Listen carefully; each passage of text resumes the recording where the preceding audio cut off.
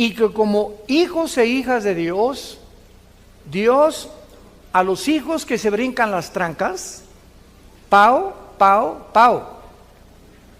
Y vamos a ver que es imprescindible, si tú eres hijo y si tú eres hija de Dios, que Dios te va a disciplinar. Y por eso se llama esta conferencia el misterio o el sufrimiento y la disciplina de Dios. Porque si tú no estás enterado de la forma como Dios nos trata, pues entonces todos los cristianos harían lo que les da la gana. Y de ahí que viene una deducción de la teología donde hermanos de nosotros dicen que la salvación se pierde. Pues porque el hermano estuvo en la iglesia hace 3 meses y ahora anda emborrachándose, y estuvo hace 4 meses o 5 meses, y don Pancho que estuvo en la iglesia, usted no se, dejó a su esposa, etcétera, etcétera, y te dicen perdió la salvación. Bueno, la salvación no se puede perder, sino que vamos a escudriñar profundamente la Biblia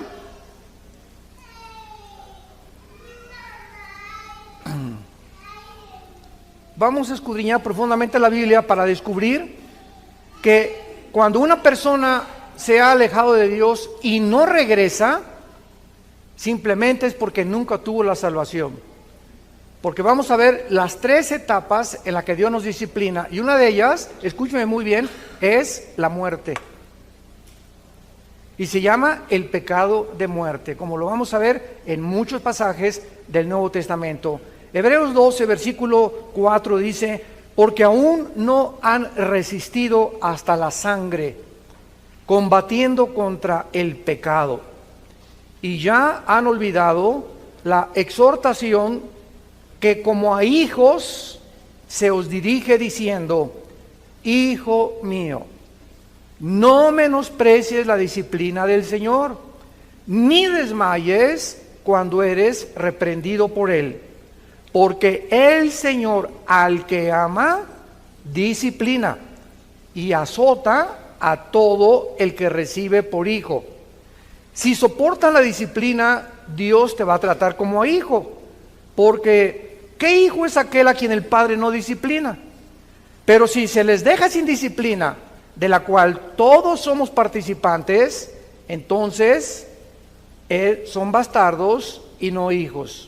Por otra parte, tuvimos a nuestros padres terrenales que nos disciplinaban y los venerábamos. ¿Por qué no obedeceremos mucho mejor al Padre de los Espíritus y viviremos? Muy bien, vamos a ver que la Biblia nos explica que todos nosotros vamos a enfrentar el sufrimiento. En su gran obra, el dramaturgo William Shakespeare, Hamlet, escribió de esta manera como él percibía la vida. Hace muchos años, yo tenía como 18, 19 años cuando personifiqué el papel de Hamlet. Me encantaba el teatro en aquel tiempo.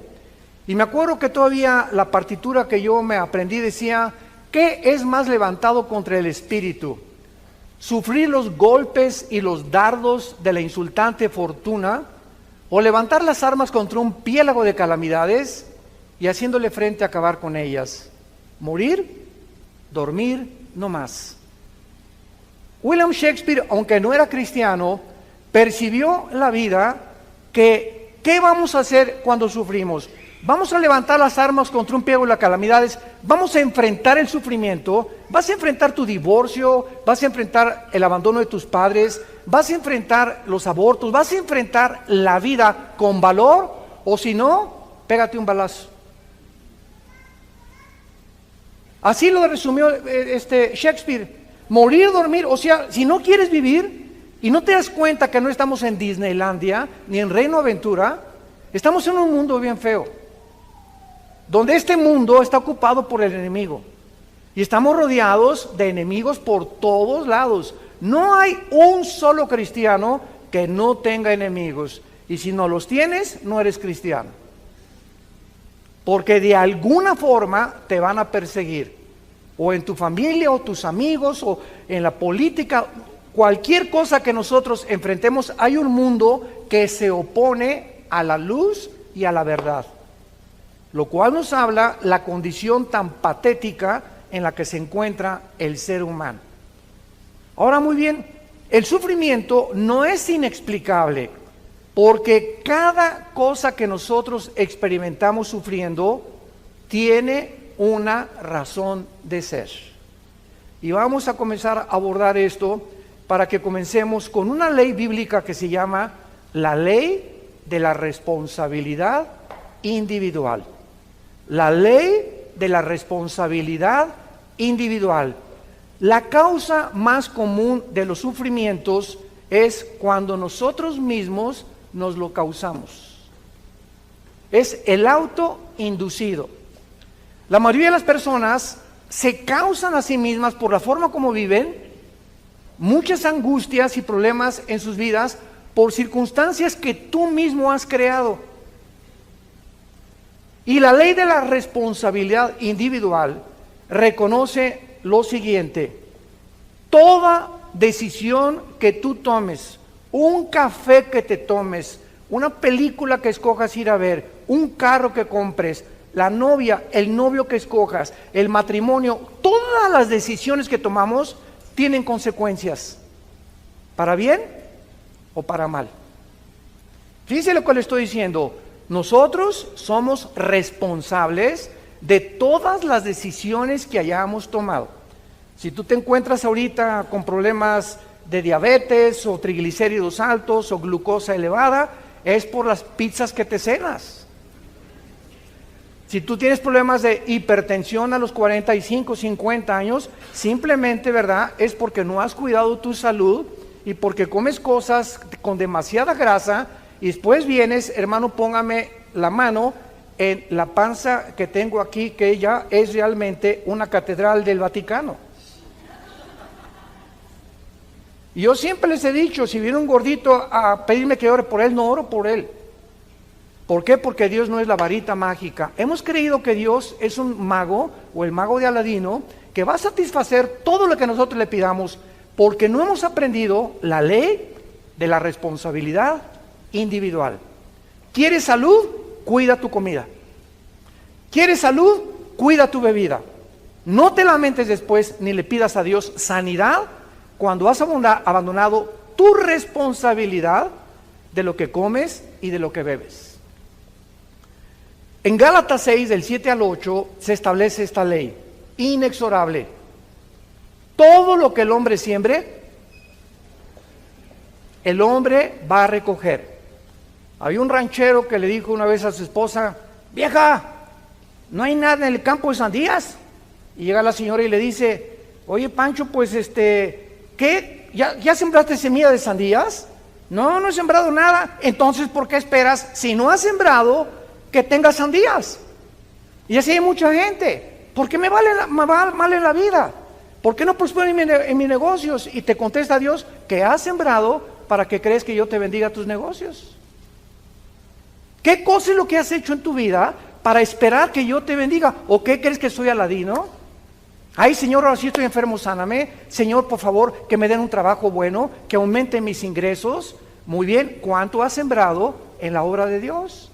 Y así se podría hablar espiritualmente, económicamente, políticamente. Todo lo que sembramos lo vamos a recoger. Y la ley dice lo siguiente: que la cantidad y lo que tú siembres, el mal que tú hagas, ese es exactamente proporcional al que te va a venir después. Tú le robas a alguien y alguien te va a robar a ti. Tú le debes a alguien y alguien se va a convertir muy pronto en tu deudor. Tú manoseas a tu novia, que no están casados, o la tratas de abusar, tú no te imaginas cómo te va a ir en tu matrimonio.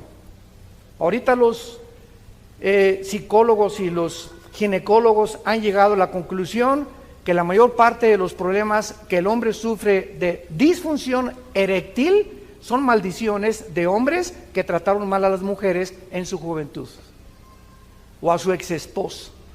Tú tocas a una mujer y le haces daño a una mujer, no te la acabas, no te la vas a acabar, porque Dios es vengador y porque estás abusando de una propiedad que no es tuya. Las mujeres le pertenecen a Dios. Y si no entendemos esto, no podemos como hombres cristianos tener mejores matrimonios ni mejores familias. porque estamos abandonando la ley de la responsabilidad individual. Muy bien, aún antes que Dios creara al ser humano, decretó el libre albedrío, por lo que nuestras decisiones tienen que tener repercusiones para bien o para mal. Eso es absolutamente lógico. Y todos nosotros somos responsables de nuestras acciones. Y así como hay leyes científicas inexorables, como si yo voy caminando ahorita y doy un paso aquí, no importa lo que yo piense, me voy y me tropiezo, porque la ley de la gravedad postula que todo objeto más pesado que el aire es atraído hacia el centro de la Tierra. Es una ley que funciona de 2 a 3 o de 6 a 7. No, ¿verdad? Es una ley inexorable las 24 horas del día. La ley el electromagnetismo, la primera y la segunda ley, la termodinámica, la ley de la entropía, la ley de las fuerzas nucleares, las fuerzas poderosas y las débiles, todas estas leyes que el universo contiene, gracias a estas leyes existe la ciencia.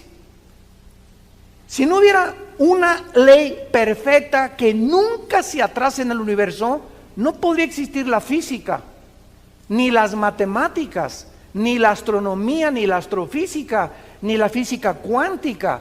Es gracias al orden que tenemos en el universo que existe la investigación científica. De la misma manera, las leyes espirituales no se pueden violar. La implicación de esta ley de la responsabilidad individual es que cada ser humano es responsable. Síganme con mucho cuidado.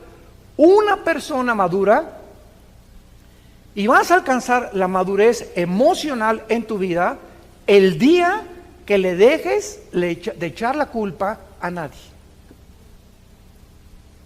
El día que tú sigas, es que yo soy prostituta porque mamá fue prostituta. Y usted no sabe que a mí me crearon un orfanatorio y me botaron y por eso soy bandido o narcotraficante. Y es que usted no entiende que tengo ya 2 maridos que me dejaron y mi conclusión es, todos los hombres son iguales. O mi señora me dejó, yo no me vuelvo a casar porque todas las mujeres son iguales. Cuando nosotros llegamos a estas conclusiones tan absurdas, es porque no hemos entendido esta ley. Vean ustedes en el libro de Ezequiel, en el Antiguo Testamento, capítulo 18, versículo 20, lo que la Biblia dice. Ezequiel 18, 20. El alma que pecare, esa morirá. El hijo no llevará el pecado de su papá o de su padre, ni el papá llevará el pecado del hijo. La justicia del justo será sobre él y la impiedad del impío será sobre él. Nunca, jamás te atrevas de echarle la culpa a tus papás o a tu mamá por la conducta que tú tienes, que tú has escogido libremente hasta el día de hoy. No se culpen padres que pues mi hijo se fue a las drogas o esto por acá, porque él si pasa de los ya 21 años de edad, los papás nos limpiamos las manos. Y ya si después de la mayoría tu hijo agarra el camino que él quiera tomar, no te lamentes, ay pues a lo mejor le di mal ejemplo, a lo mejor sí le diste mal ejemplo, pero ¿sabes qué? Él va a tener que escoger otra cosa que no el mal ejemplo que le diste. Pero no te culpes. Porque esa conciencia de culpa en nuestras vidas nos impide que Dios pueda tratar con nosotros. Tenemos que entender, mi hijo ya, ahí te lo digo, Señor, no me queda más que orar por él, orar por mi hija, nada más. Pero no podemos vivir atormentados, porque ¿sabes lo que va a pasar? Estás lastimando tu matrimonio. Yo conozco a cantidades mamás, ahora en el seminario en la Riviera Maya que tuvimos en octubre del mes pasado, más de 200 parejas tenemos cada año de Centroamérica, Paraguay, vienen de todo el mundo, hasta de España vienen. Llegó una pareja con Marta, mi esposa, y nos dijo, ay hermano, es que pastores, ustedes no saben, mi hija y se casó muy mal, etcétera, etcétera. Le digo, ¿cuándo se casó su hija con ese gavilán? Y me dice, pues ya tienen como 4 o 5 años. Y le digo, ¿usted tiene 4 o 5 años, señora, lamentándose y sufriéndose por la decisión que su hija tuvo? usted no puede seguir así. Y me dice el esposo, claro, ya ves, tenemos 4 años tú y yo de infelicidad. Todos los días llorando por ella, y tú y yo no tenemos comunicación, simplemente porque abandonó su matrimonio y se concentró en la hija que se casó con un gavilán. ¿Sabes una cosa? Déjala que el gavilán pollero se la lleve. Señora, le dijimos mi esposa y yo, usted no es diosa. Usted no va a cambiar a su hija ni a su esposo. No nos queda más que orar por ellos. No nos queda más que orar por ellos. No puede ir con un martillo y darle un martillazo en la cabeza al gavilán. Tenemos que aconsejarlos, pero no pueden personas ajenas robarnos nuestra felicidad, porque ellos son responsables de todas las decisiones que ellos tomaron. Cuando nosotros entendamos este concepto, vamos a sentir más felices al lado de Dios. Ahora, muy bien, nadie crea, ni tampoco esperes, que ni se te atraviese el pensamiento de creer que te vas a salir con la tuya. Ninguna persona que haya hecho algo va a salirse con la suya, ni tampoco escapar las consecuencias de Dios. Veamos 2 pasajes en el Antiguo y en el Nuevo Testamento. En Jeremías capítulo 16, versículo 17, dice así, Jeremías 16, 17.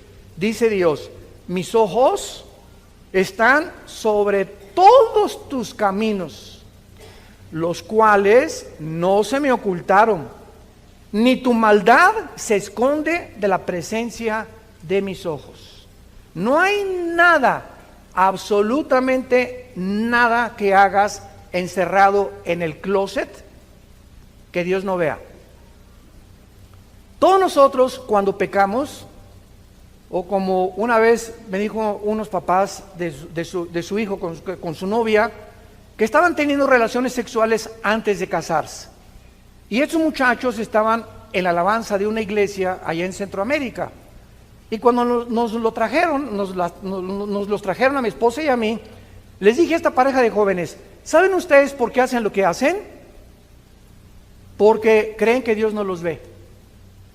Si ustedes creyeran realmente que Dios los ve, no harían lo que hacen escondidas. ¿Y cuántos hombres, cuando se van de viaje y rentan un hotel, rentan una película pornográfica, por qué creen que la rentan? Porque creen que Dios no los ve. ¿Y saben cómo se llama esto? La falta del temor de Dios. La falta del temor de Dios. Y el temor de Dios es el principio de la sabiduría. Si realmente creyéramos que Dios nos ve las 24 horas del día, no haríamos lo que hacemos cuando nadie nos ve, porque Él nos está mirando. Y el otro pasaje está en 1 Timoteo 5, 1 Timoteo 5, versículo 24 y 25, y dice el apóstol Pablo, 1 Timoteo 5, 24 y 25, los pecados de algunos hombres se hacen patentes, o sea, conocidos, antes que ellos vengan a juicio, mas que a otros se les descubren después. Asimismo, se hacen manifiestas las buenas obras, y las que son de otra manera no pueden permanecer ocultas. No hay nada que tú hagas, en la traducción parafraseada, no hay nada que hagamos que Dios no lo saque a la luz, tarde o temprano. Y Dios, en su paciencia y en su misericordia, hay muchos cristianos que pues hicieron algo hace 6 meses, o hace 4 meses, o robaste, o todavía debes un dinero que no has pagado, y sigues caminando en la vida, y como no te pasa nada, crees que ya se olvidó. A lo mejor hasta 1 año tiene Dios de paciencia a que tú te arrepientas. Pero dice la Biblia que tus pecados te alcanzarán. Lo que tú hiciste el año que entra, o dentro de 2 años, o dentro de 3 años, nos va a alcanzar ese mal que hicimos tarde o temprano, de acuerdo a lo que hayamos hecho, no nos escapamos del juicio de Dios. Y dice Dios, te doy la oportunidad que te arrepientas. Primera de Juan 1, 8 y 9. Si confesamos nuestros pecados, Él es fiel. ¿Por qué Él es fiel? Porque hay un pacto entre nosotros y Él. Él es mi Padre. Por eso conozcamos a nuestro Dios. Él es fiel porque es mi Padre. Y además es justo, porque en la cruz su Hijo pagó por eso que yo hice. Ahora solo me pide, siendo su Hijo, que me vuelva otra vez a Él y que abandone eso que hice, que pida perdón, que restaure tal vez, si es posible, el daño que hice, pero que no me quede con ese pecado, porque el que cubre sus pecados no prosperará. Proverbios 28. Y el que los confiesa alcanzará misericordia. Entonces Dios nos da dos opciones: hijo, hija, híncate, o dímelo tal vez hoy en la tarde que vamos a orar. Dime, Señor, estoy haciendo esto, estoy haciendo aquello, reconozco que no puedo seguir haciendo eso, y la sangre de Cristo te va a limpiar de toda maldad y te evitas el juicio de Dios, que vamos a ver al final, que es terrible, pero no nos podemos escapar porque es la ley de la responsabilidad individual. Regresamos a Hebreos 12, nuestro pasaje, y veamos algunos secretos de esta forma de tratarnos. Dice el versículo 5 y 6, que no se nos olvide. ¿Qué estoy haciendo ahorita con todos ustedes? Los estoy exhortando. La profecía exhorta, consuela y edifica. Ya el profeta del Nuevo Testamento no es: te vas a casar con una muchacha que va a llegar de verde dentro de 2 semanas a la iglesia. O el presidente de esta nación va a hacer esto y va a salir esto y aquello. Esas profecías, ¿verdad? Siempre les he llamado yo marihuanadas. ¿De cuál fumaron? El profeta en el Nuevo Testamento, 1 Corintios 14:3, es la persona que habla para exhortar, para edificar o para consolar con la Biblia. Ya no es para el futuro, porque el futuro está completamente revelado ya aquí en los 66 libros de este maravilloso libro que se llama la Biblia.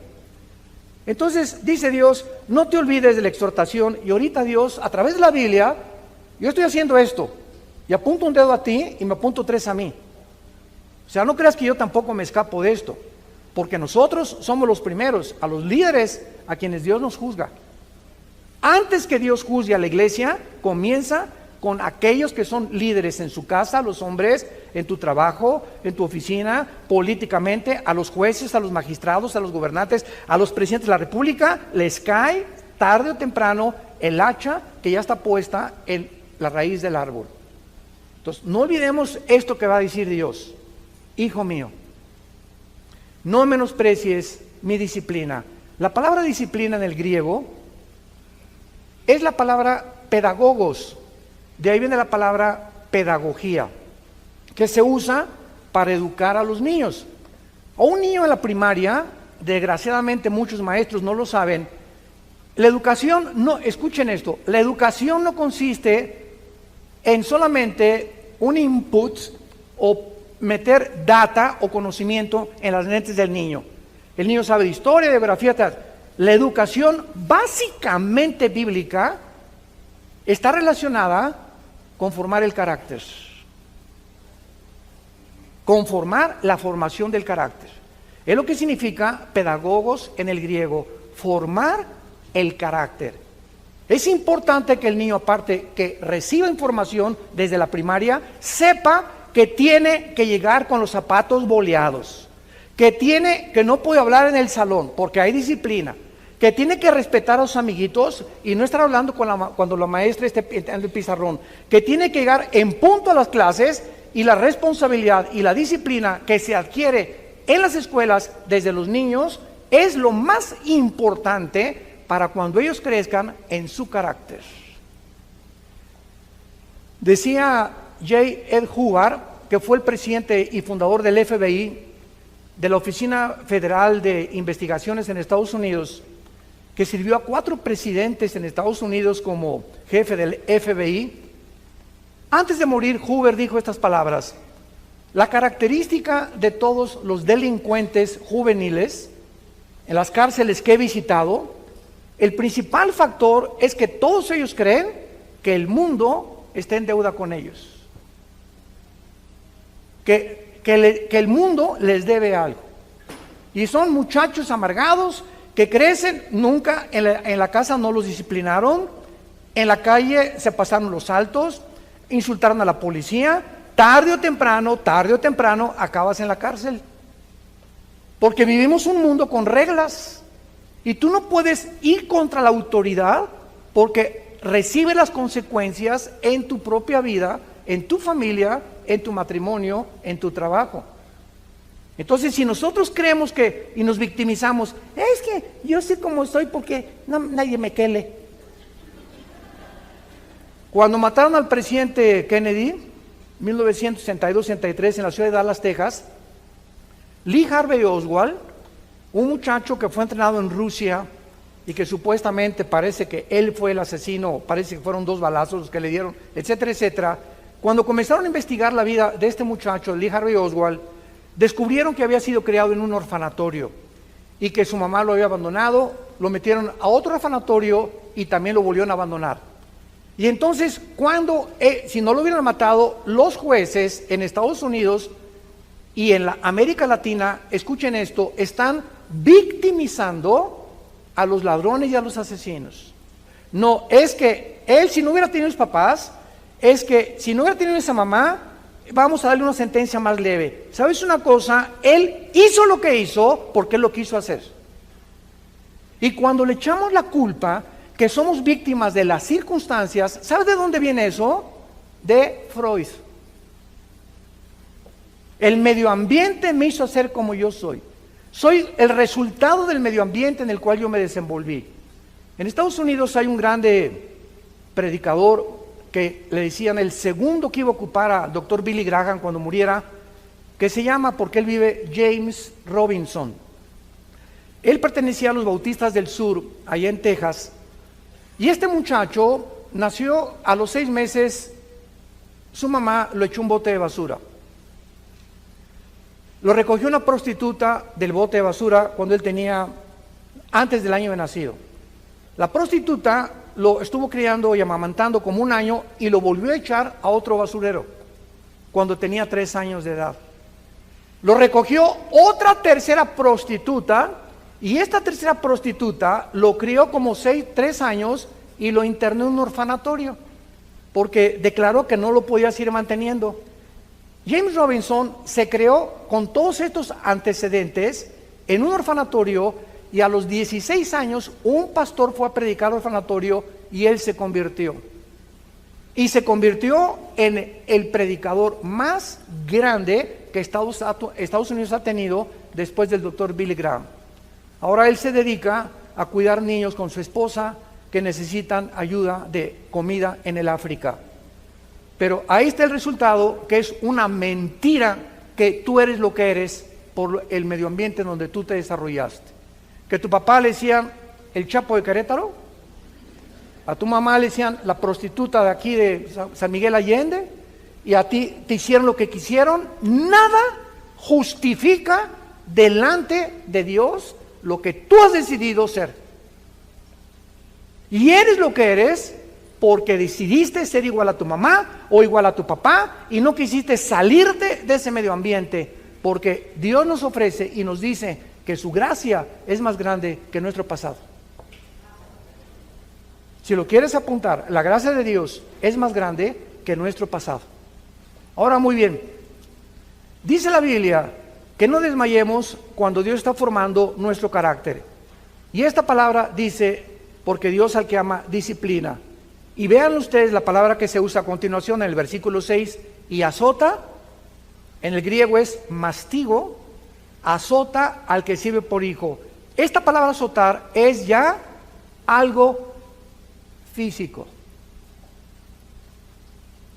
Dios primero nos habla esta mañana. Te estoy hablando, hijo o hija mía.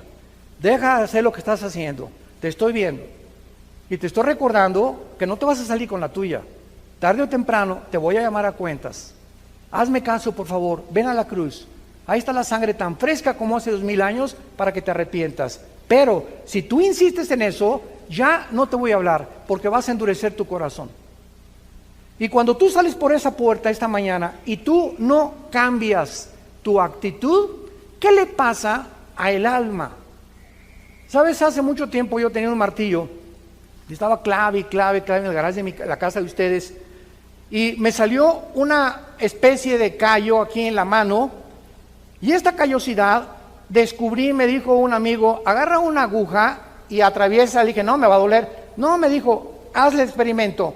Y agarré una aguja y la metí en el callo, cero sensibilidad, porque el callo ya no tiene determinaciones nerviosas o articulaciones nerviosas, porque es callo. Esta palabra que se usa en la Biblia es lo que le pasa al alma. Llega un momento en que vienes a la iglesia y oyes, pero como te has endurecido tanto en tu corazón, Dios ya no te puede hablar, porque tú has decidido no arrepentirte. Entonces Dios va a tener que usar algo más drástico. ¿Y sabes por qué? Porque te ama, porque nos ama, y prefiere, como dijo Jesucristo en Marcos 9, es mejor que entres cojo, ciego, tuerto, manco al cielo, a que entres entero al infierno. Es tan terrible el infierno que Cristo mencionó, que solamente el pensar que en su cruz nos libró de ese castigo, para que nosotros lo tomemos verdaderamente en serio. Ahora vamos al último lugar, a ver los 3 tipos de disciplina. ¿Listos? Abróchense los cinturones. 3 tipos de disciplina, los menciono y los desarrollo uno por uno. Número 1, disciplina de advertencia. Dios comienza siempre a advertirte. Vas en la calle y se prende una luz amarilla. ¿Qué te está diciendo el gobierno? Detén tu velocidad, porque en instantes se vuelve en rojo. Y si alguien se pasa o tú te pasas en rojo, involucras tu salud, el dinero que vas a pagar en multas, tu familia o hasta la misma muerte. Una luz amarilla no te está diciendo párate, te está advirtiendo, baja la velocidad para que cuando se prende el rojo ya estés completamente parado. Dios nos está advirtiendo en esta mañana. Son focos amarillos que Dios nos prende a continuación. Se llama la disciplina suave. Mijito, no hagas eso, por favor. Mi nene, participe bien, mi nene, porque si no va a verlo. Y papá, le hace pau.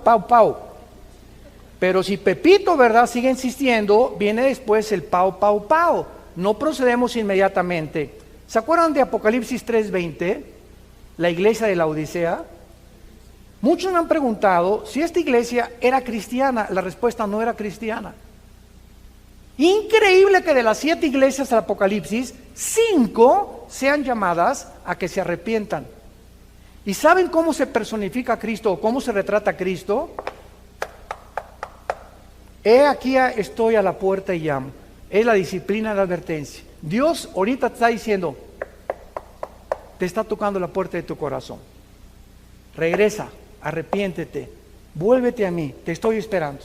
Es la disciplina de advertencia. Número 2, si no oyes, viene la disciplina intensiva. Número 2, si tú ignoras, rechazas las advertencias divinas, requerirás una disciplina mucho más intensa.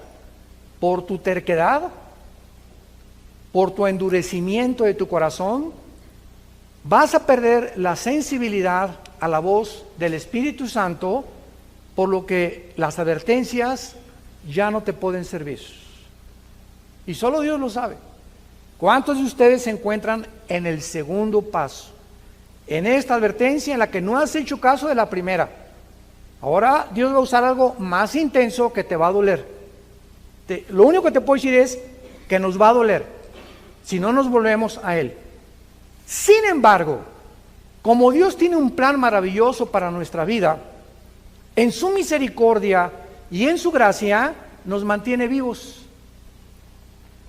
Porque nos podría llevar a casa, ¿verdad? Pero nos ama tanto Dios y es tan paciente la gracia de Dios y el carácter de Dios, que por eso estás aquí esta mañana. ¿No te has preguntado por qué amaneciste aquí?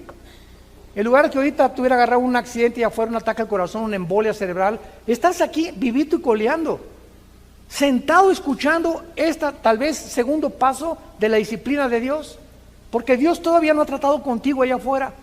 A lo mejor ustedes se encuentran en este segundo paso de la disciplina intensa, y es claro, ¿verdad?, que donde hay vida, hay esperanza. Estás vivo, amaneciste vivo, hay esperanza.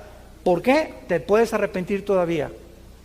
Y cuando no hacemos caso de la advertencia, ni tampoco de la disciplina intensa, viene en último lugar la disciplina de muerte.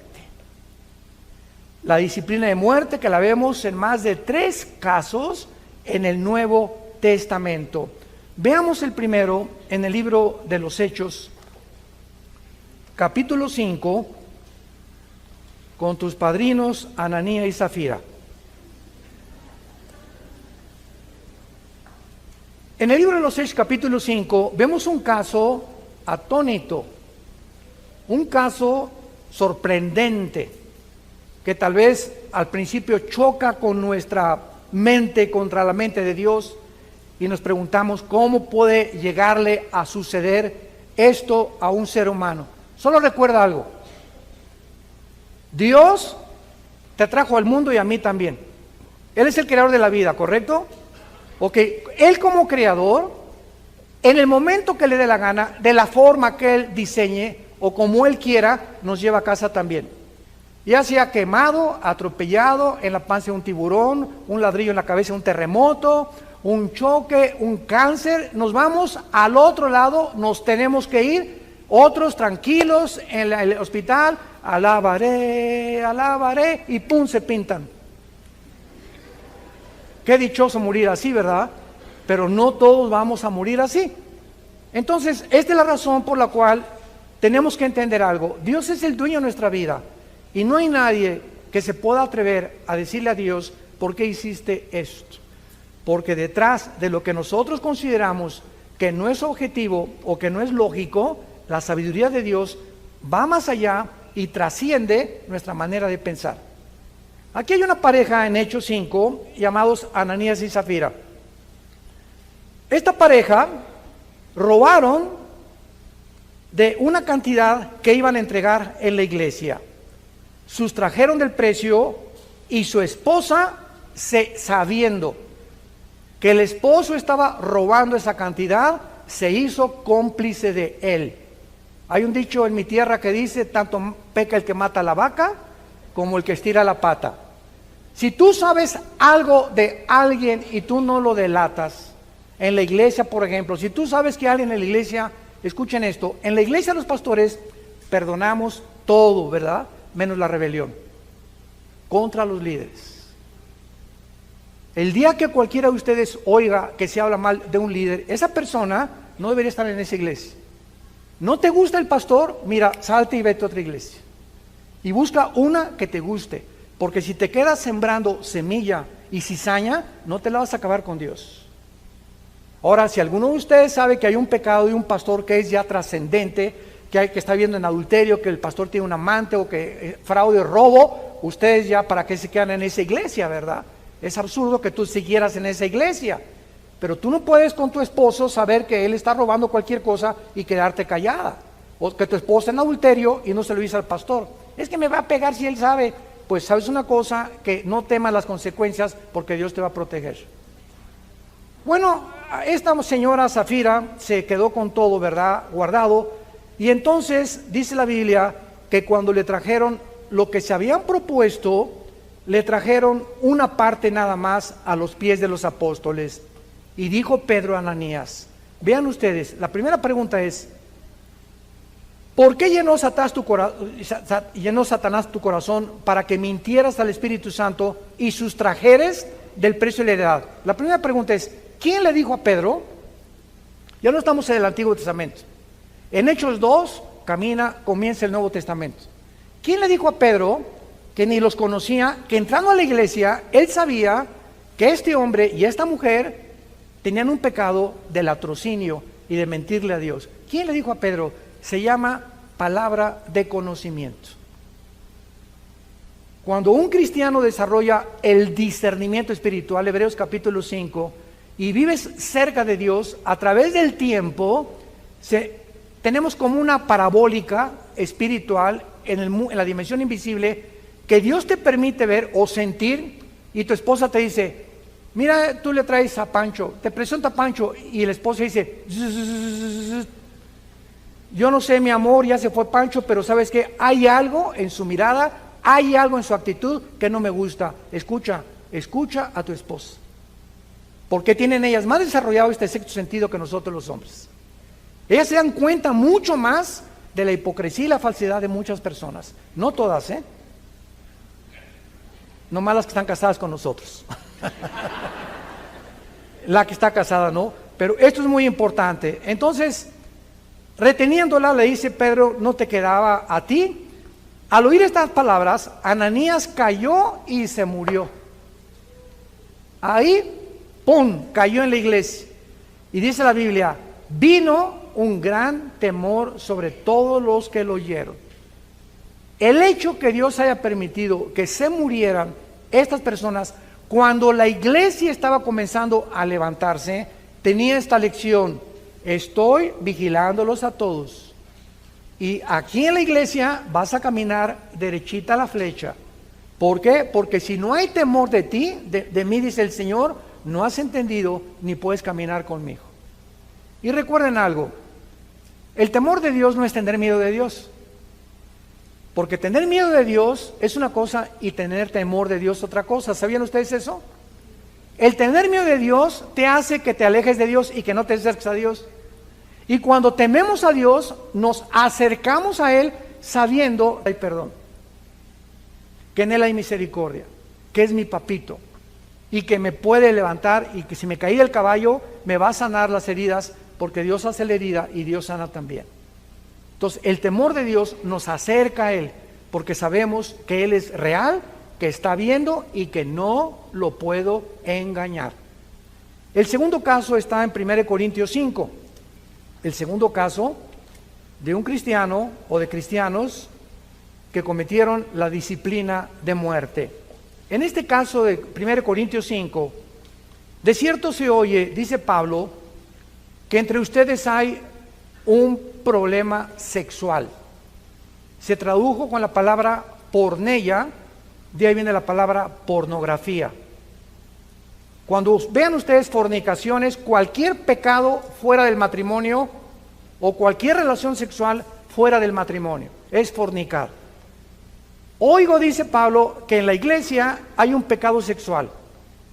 Y este pecado sexual ni siquiera se nombra entre los gentiles, tanto que alguno tiene la mujer de su padre. O sea, este muchacho se estaba metiendo con su madrastra.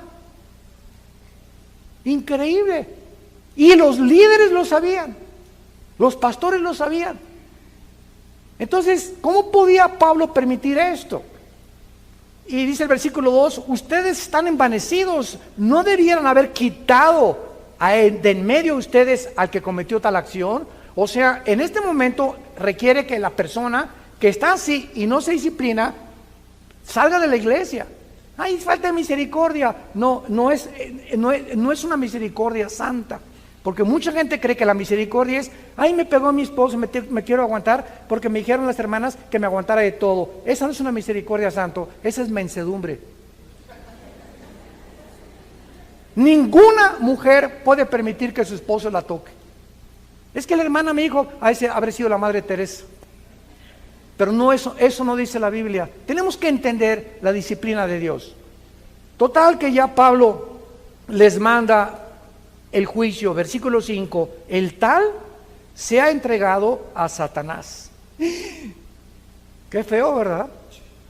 Este muchacho que se ha entregado al padre y al príncipe de este mundo, al que tiene el derecho de la muerte, para destrucción de la carne, o sea, para que muera físicamente, a fin de que el espíritu sea salvo en el día del Señor. Este muchacho era cristiano. Y a pesar que vivía en ese pecado, no había más que llevárselo al cielo antes de tiempo, pero él no podía perder la salvación porque era hijo de Dios. Dios prefirió llevárselo a que siguiera teniendo problemas sexuales en la iglesia. El segundo caso está aquí en Corintios capítulo 11. 1 Corintios capítulo 11 es el tercer caso. Y en este caso, en el versículo 27, está relacionado con la cena del Señor. 1 Corintios 11, 27. De manera que cualquiera que coma este pan o bebe esta copa del Señor indignamente será culpado del cuerpo y la sangre del Señor. Por tanto, pruébate cada vez que tomas el pan en la cena del Señor y bebes la copa. ¿Por qué? Porque el que come y bebe indignamente, sin discernir el cuerpo del Señor, juicio come y bebe para sí. Por lo cual, o sea, porque había cantidad de cristianos ahí en Corinto que tomaban la cena del Señor como si fuera una concha. Hay muchos debilitados y muchos, no oigo, duermen. Muchos estaban muriendo en la iglesia porque estaban cometiendo el pecado de muerte.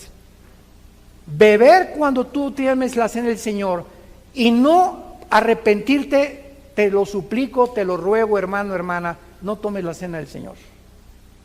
No la tomes. No te atrevas a hacerlo. No te atrevas a hacerlo. Ahora, si no te atreves a hacerlo, es porque tu pecado está escondido y no te quieres arrepentir. O sea, ¿cuál es el propósito de la cena del Señor? Que nos da la oportunidad de Dios.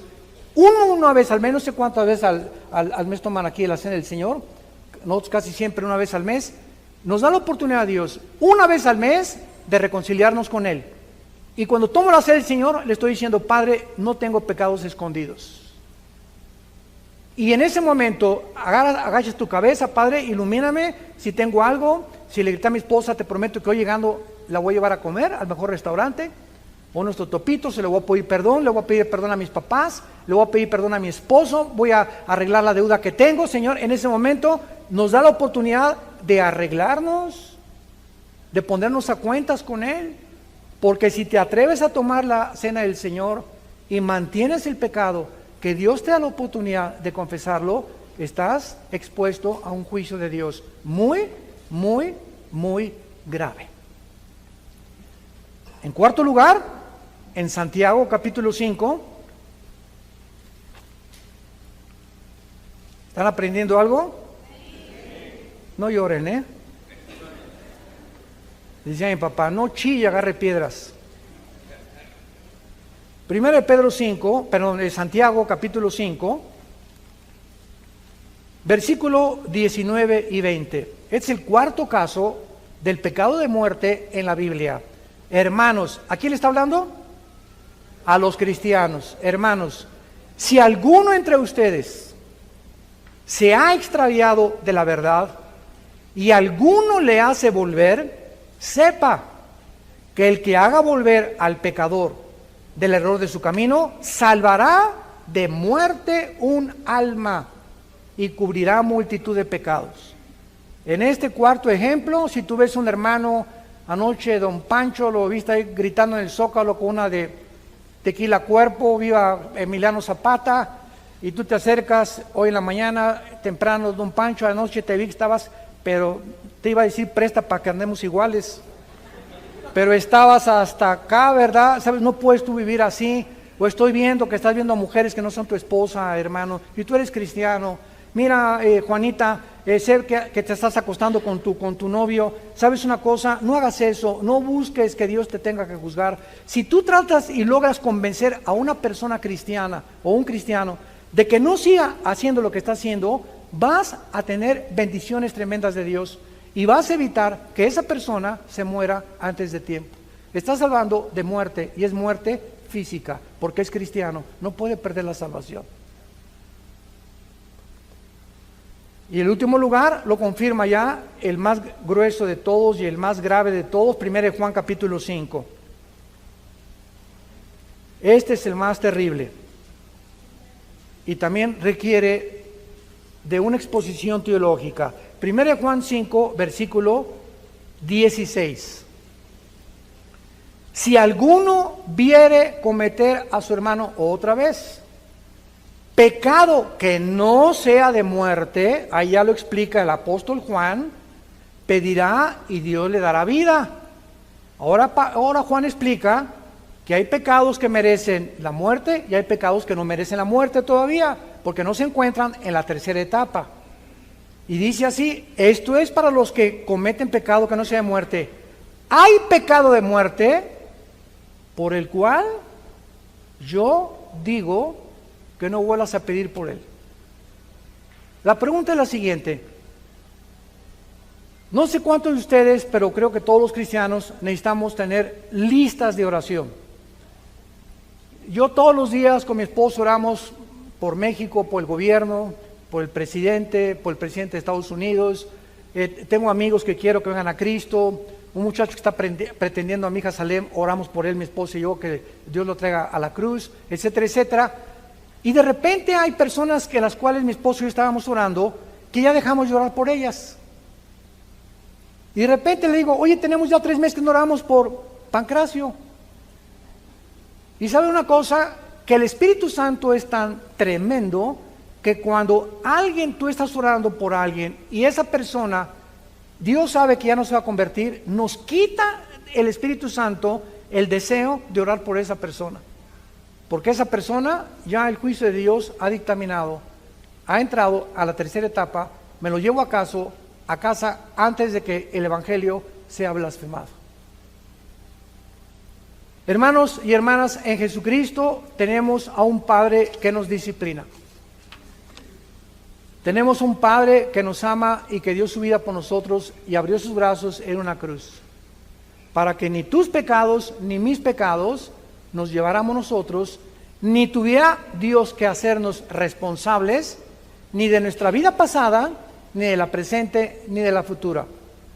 Si confesamos nuestros pecados, Él es fiel y justo para perdonarnos, porque así lo dice el pacto que tenemos con Él. Tenemos con Él, tenemos con Él, tenemos con Él, tenemos con Él, tenemos con Él, tenemos con Él.